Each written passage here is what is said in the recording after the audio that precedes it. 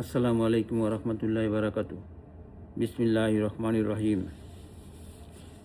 হযরত আবু সাঈদ খুদরী রাদিয়াল্লাহু আনহু বর্ণনা করেন যে রাসূলুল্লাহ সাল্লাল্লাহু আলাইহি ওয়াসাল্লাম বলিয়াছেন, যে ব্যক্তি 3টি কন্যা সন্তান অথবা 3টি বোন রহিয়াছে, অথবা 2টি কন্যা সন্তান বা 2টি বোন রহিয়াছে এবং সে তাহাদের সহিত সম্পর্ক ভালো রাখে ও তাহাদের হক আদায়ের ব্যাপারে আল্লাহ তাআলাকে ভয় করিতে থাকে, তাহার জন্য জান্নাত রহিয়াছে। তিরমিজি। বিসমিল্লাহির রহমানির রহিম।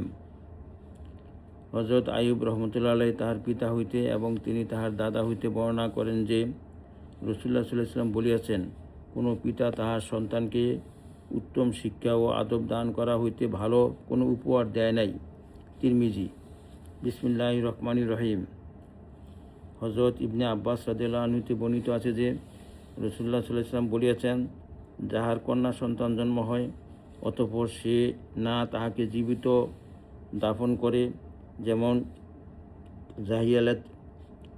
জাহিলিয়াতের যুগে হইত, না তাহার সহিত অপমানজনক আচরণ করে এবং না আচার আচরণে পুত্রদেরকে তাহার উপর প্রাধান্য দেয়, অর্থাৎ কন্যার সহিত ওইরূপই ব্যবহার করে যেরূপ পুত্রদের সহিত করে, তখন আল্লাহ তাআলা কন্যার সহিত এই সদ্ব্যবহারের বিনিময়ে তাহাকে জান্নাতে প্রবেশ করাইবেন।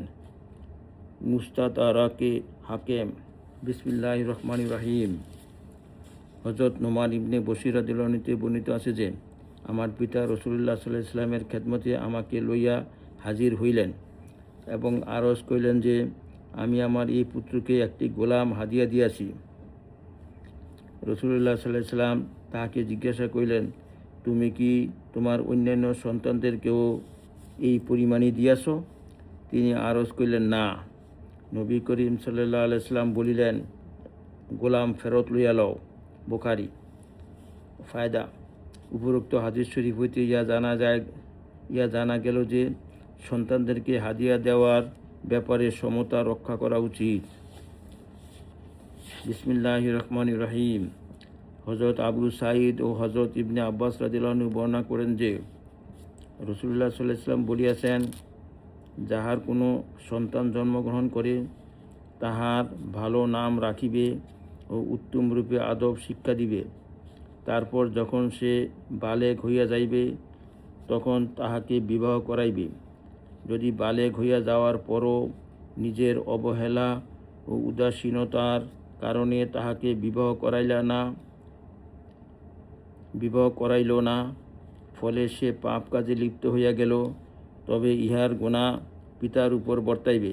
বাইহাকি। ইয়া আল্লাহ, আমাদেরকে আমল করার তৌফিক দান করুন।